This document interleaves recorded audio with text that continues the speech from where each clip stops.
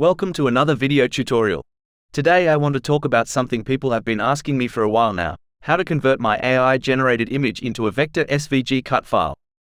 In this video, I'll be using Illustrate AI from Design Bundles, Adobe Photoshop, and Adobe Illustrator. Let's get started. Using Illustrate AI, let's add a positive prompt for a pumpkin. The goal here is to get simple shapes so they can be vectorized more easily. I'm using line art as the art style and generating 4 images. I've created a list of words for the negative prompt to improve the chances of getting simple, colorless images. As you can see, I've included words like gradients, shading, and colors to specify what I don't want.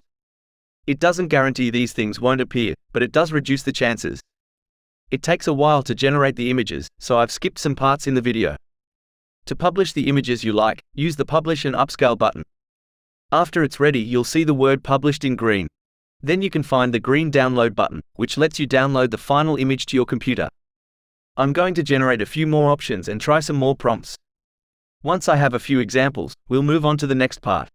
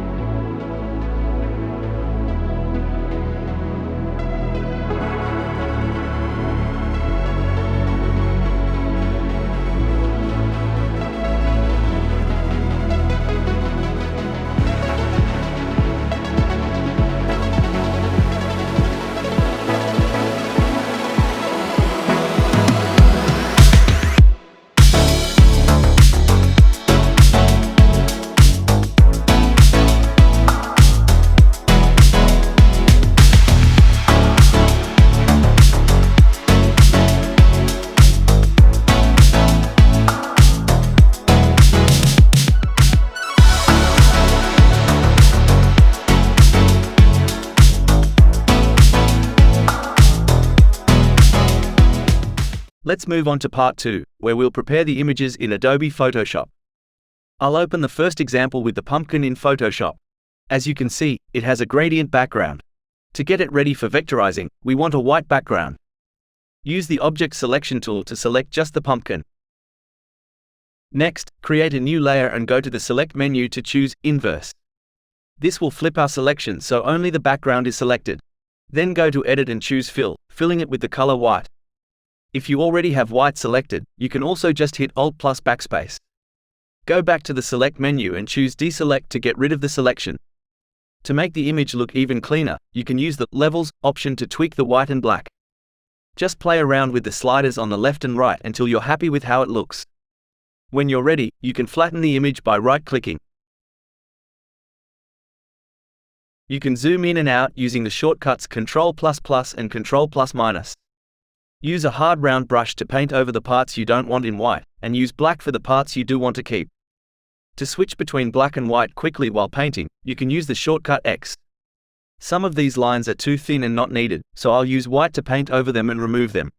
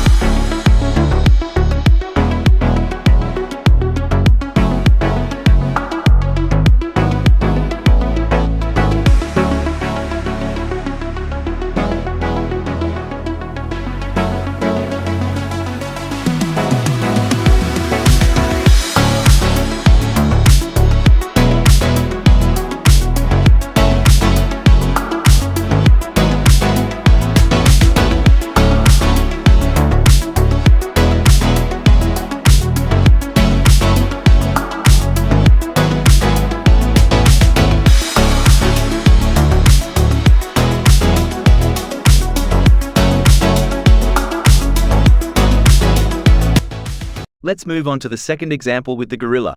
As you can see, this one has more gradients and even some color. First, add a black and white adjustment layer to get rid of the color. Then use levels to reduce some of the gradient. Just play with the sliders until the image looks clearer. After that, right-click and flatten the image.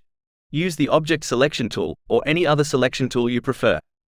If you're not sure how to do this, I have a video called Remove Background from AI Images that can help. Just like with the pumpkin, you'll want to invert the selection and fill it with white, then deselect it.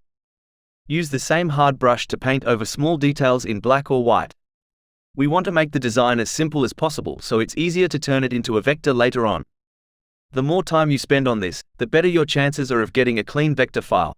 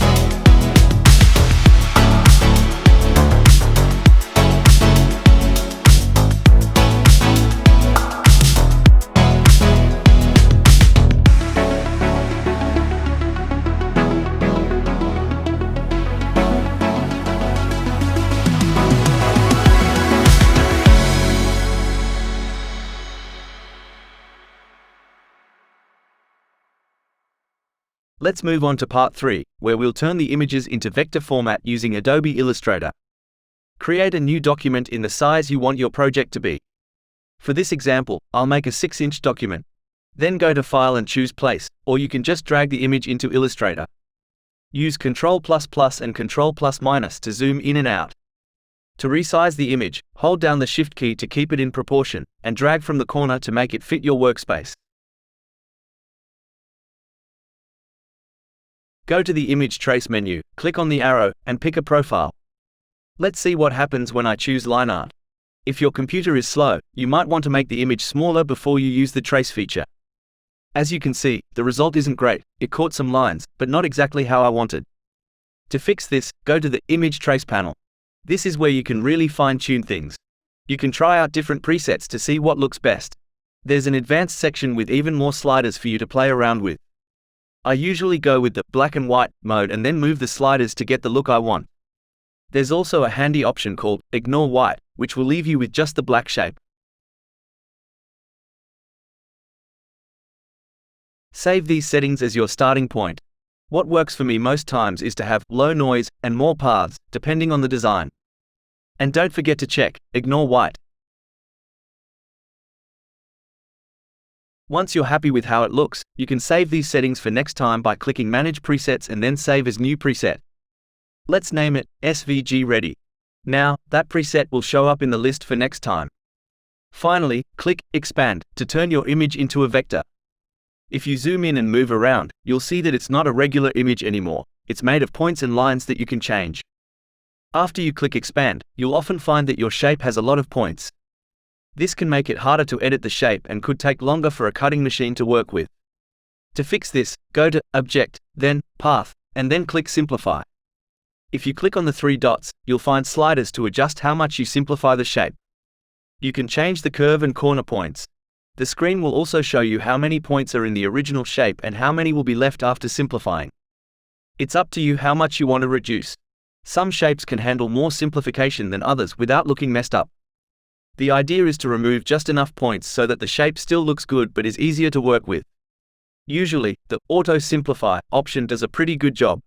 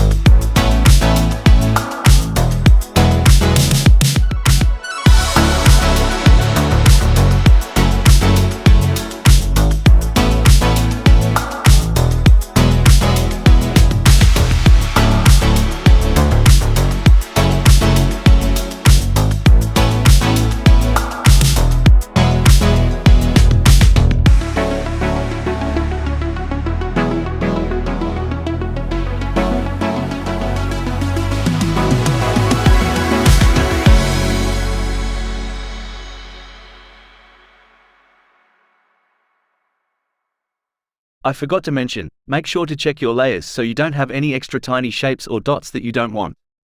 If you expand the group in the Layers panel, you can hide each object one at a time to see what part of the design it is. In my next video, I'll show you an example where you might end up with tiny shapes that are hard to spot. It's also a good idea to clean up your work. To do this, go to Object, then Path, and then Clean Up. This will get rid of stray points, empty text paths, and unpainted objects if you have any. It's a good way to make sure everything is neat and tidy. I opened the SVG file in Silhouette Studio and everything looks good. If you go to the Send menu, you can see in red where the cuts will be made. As you can see, it's a transparent vector design, which means you can make it bigger or smaller as you need, without losing any quality. Let's move on to the next project featuring the gorilla. Adding voiceover to everything I do takes a lot of time, so if there's something you don't get, feel free to join the Pixaroma Community Facebook group. I'll answer your questions there.